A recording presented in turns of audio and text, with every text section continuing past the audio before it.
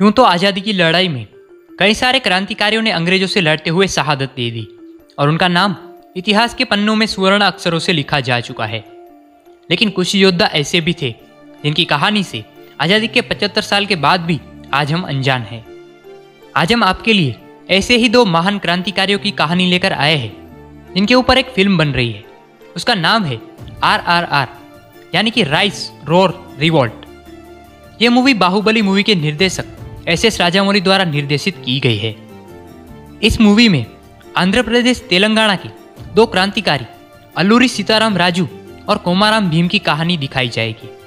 इस मूवी में अल्लूरी सीताराम राजू का रोल रामचरण और कोमाराम भीम का रोल जूनियर NTR करने वाले हैं। तो चलिए आपको सुनाते हैं इनकी पूरी कहानी। पहले बात करते हैं अल्लूरी सीताराम राजू की, जिनका रोल रामचरण करने वाले हैं। अल्लूरी सीताराम राजू का जन्म 4 जुलाई 1897 को विशाखापट्टनम में आदिवासी समुदाय में हुआ था। उनके पिता का नाम अल्लूरी वेंकटराम राजू था। उन्होंने बचपन से ही सीताराम राजू को यह बताकर क्रांतिकारी संस्कार दिए कि अंग्रेजों ने ही हमें गुलाम बनाया है और वो ही हमारे देश को लूट रहे हैं। उन्होंने अपनी स्कूली पढ़ाई के साथ वैद्य और ज्योतिषी की भी पढ़ाई की। इसके बाद वो लोगों का उपचार कर रहे थे। उन्होंने 2 साल सन्यासी की भांति पहाड़ों में भी बिताए, जिसके कारण वो ज़्यादा लोगों के संपर्क में आए और वनवासियों को अंग्रेजों के अत्याचार के खिलाफ इकट्ठा किया और आवाज़ उठाने के लिए प्रेरित किया। गांधी जी द्वारा चलाए जा रहे असहयोग आंदोलन से वो प्रेरित हुए और उनके साथ जुड़े। साथ ही अपने साथियों को भी असहयोग आंदोलन में जुड़ने के लिए प्रेरित किया। लेकिन कुछ समय बाद इसका कोई परिणाम न मिलने के कारण उन्होंने गांधी जी की विचारधारा को त्याग दिया और अपना खुद का एक सैन्य संगठन बनाया। सीताराम राजू के क्रांतिकारी साथियों में बिरैया दौरा भी शामिल थे। बिरैया दौरा का एक अलग वनवासी संगठन था, जिन्होंने अंग्रेजों के खिलाफ पहले से युद्ध छेड़ रखा था। साल 1918 में एक मुठभेड़ के दौरान अंग्रेजों ने बिरैया दौरा को बंदी बना लिया और जेल में डाल दिया। अंग्रेज सरकार बिरैया दौरा को फांसी पर लटका देती, लेकिन उससे पहले ही सीताराम राजू ने उन्हें चुनौती दे दी थी कि कुछ भी हो वो बिरैया दौरा को आज़ाद करवा ही लेंगे। जब पुलिस बिरैया दौरा को अदालत ले जा रही थी, तब सीताराम राजू ने अपने साथियों के साथ उन पर हमला कर दिया और दिन दहाड़े खुलेआम बिरैया दौरा को छुड़ा ले गए। उस समय सीताराम राजू का संगठन बहुत शक्तिशाली हो चुका था और पुलिस उनसे थर-थर कांपती थी। इसके बाद अंग्रेजों ने इन दोनों को पकड़ने के काफ़ी प्रयास किए। इन दोनों को पकड़ने के लिए पुलिस ने इन पर इनाम भी घोषित किया, लेकिन इसका कोई फायदा नहीं हुआ, क्योंकि वनवासी अपने नेता को धोखा देना, उनके साथ विश्वासघात करना नहीं जानते। कोई भी सामान्य व्यक्ति मुखबिर या गद्दार नहीं बना। अंग्रेज कई भोले भाले वनवासियों को पकड़कर ले गए और उन पर कोड़े बरसाए और अत्याचार किए, पर उनमें से किसी ने भी उनके बारे में कुछ नहीं बताया। इसके बाद सीताराम राजू और बिरैया दौरा एक साथ मिलकर काम करने लगे। वो पुलिस चौकियों को लूटते और हथियार जमा करते। सीताराम राजू गुरिल्ला युद्ध करने में माहिर थे। गोदावरी नदी के पास फैली पहाड़ियाँ उनकी और उनके साथियों के रहने की जगह थी। वो यहीं युद्ध अभ्यास करते और यहीं पर आक्रमण की रणनीति बनाते। इसी जगह को रंपा कहा जाता था। आंध्र की पुलिस उनको पकड़ने में नाकाम रही, इसीलिए केरल के मालाबार पुलिस को उन्हें पकड़ने का काम सौंपा गया। उन्होंने काफ़ी मेहनत की और कई सारी मुठभेड़ें हुई, लेकिन केरल पुलिस भी उन्हें पकड़ने में नाकाम रही। सीताराम राजू ने आंध्र क्षेत्र के सैकड़ों नौजवानों में क्रांति की अलख जगाई। उनके एक आवाज़ पर सारे नौजवान एक साथ खड़े हो जाते थे, जिसके प्रमाण 1928 और 1929 के आंध्र के अखबारों में मौजूद है। संपादक पदूरी अन्नपूर्णया ने लिखा है कि आंध्र के नौजवानों ने अगर किसी व्यक्ति के नेतृत्व में अंग्रेजों से लड़ाई जारी रखी हो तो वो सीताराम राजू ही थे। आंध्र के इतिहास में वह प्रथम संग्राम था। 6 मई 1924 को सीताराम राजू का मुकाबला असम राइफल्स के साथ हुआ।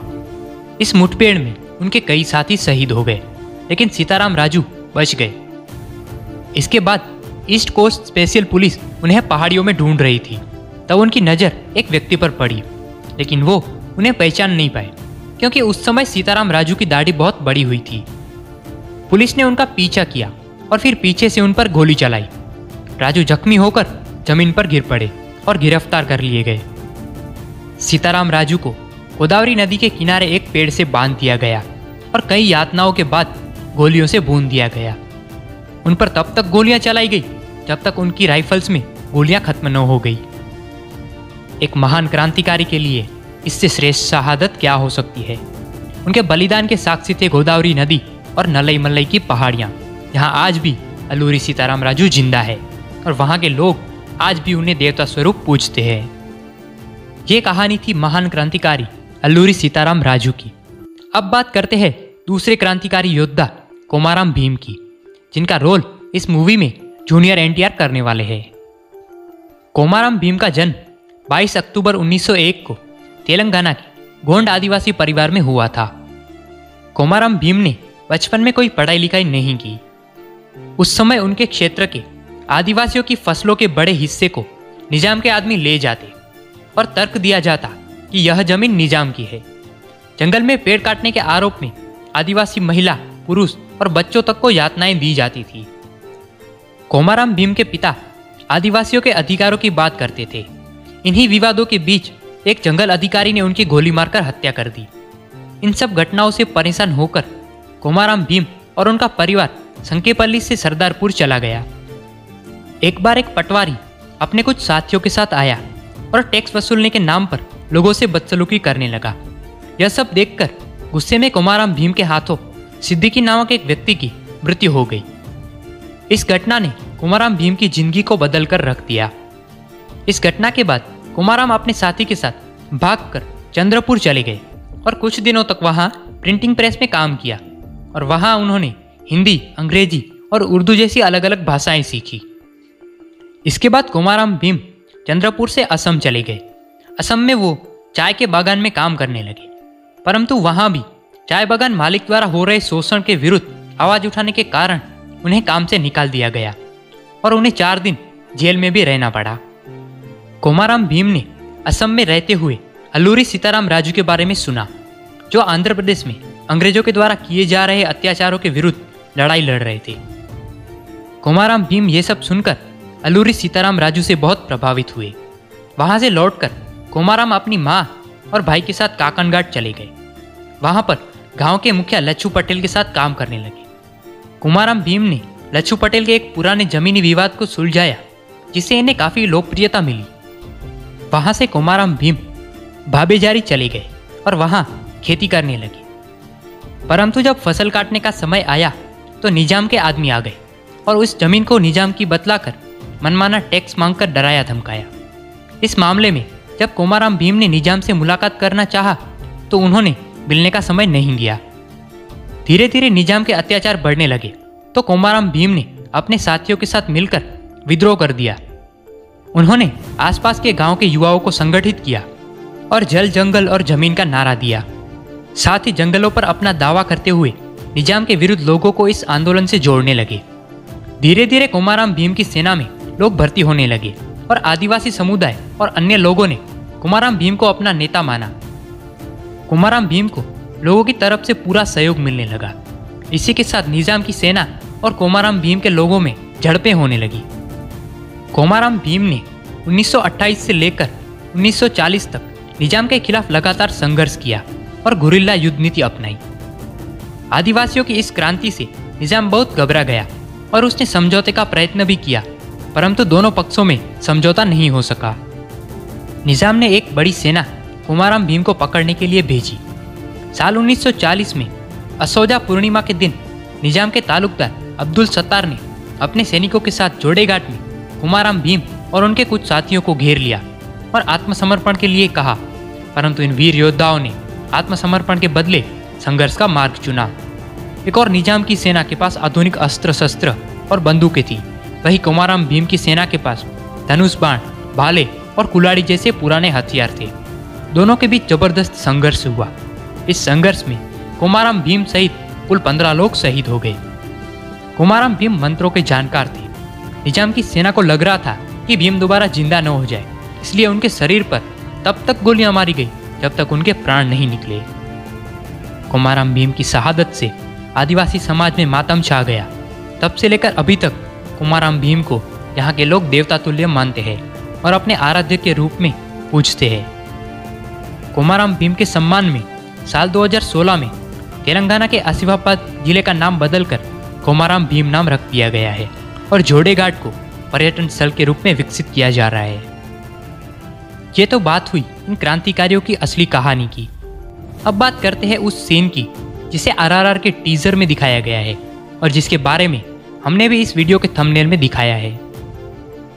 RRR मूवी का जो टीजर आया जिसमें कोमाराम भीम का रोल कर रहे जूनियर एनटीआर को इंट्रोड्यूस किया गया है, उसमें जूनियर एनटीआर को मुस्लिम स्कल कैप में दिखाया गया है, जबकि कोमाराम भीम तो आदिवासी समुदाय के थे। सोशल मीडिया और आदिवासी समुदाय द्वारा इसका विरोध भी किया गया कि कोमाराम भीम आदिवासी समुदाय से थे और वो खुद निज़ाम के विरुद्ध जंग चला रहे थे, तो फिर उन्हें इस फिल्म में मुस्लिम क्यों दिखाया गया है? क्योंकि ये जो दिखाया गया है वो तो रियलिटी से बिल्कुल अलग है, ये तो हम जानते हैं। अब सवाल ये है कि तो फिर मूवी में ये क्यों दिखाया गया? इसके एक से ज़्यादा रीज़न है। पहला तो है सेक्युलरिज्म। क्या SS राजामौली ने सेक्युलरिज्म के चलते फिल्म में कोमाराम भीम को मुस्लिम दिखाया? दूसरा ये कि कोमाराम भीम उस समय गुरिल्ला युद्ध तकनीक से दुश्मन पर हमला करते थे, तो शायद हमला करने के लिए या फिर हमले के बाद जंगल में छुपने के लिए उन्होंने ये रूप धारण किया हो। और तीसरा, हम SS राजामौली से बाहुबली मूवी से परिचित है और हम जानते हैं कि SS राजामौली किस तरह लोगों का अटेंशन खींचने के लिए हाइप क्रिएट करते हैं, तो हो सकता है कि इस बार भी उन्होंने हाइप क्रिएट करने के लिए ये दिखाया हो। अब असलियत क्या है ये तो ट्रेलर और मूवी देखने के बाद ही पता चलेगा। तो करते हैं वेट इस जबरदस्त मूवी का।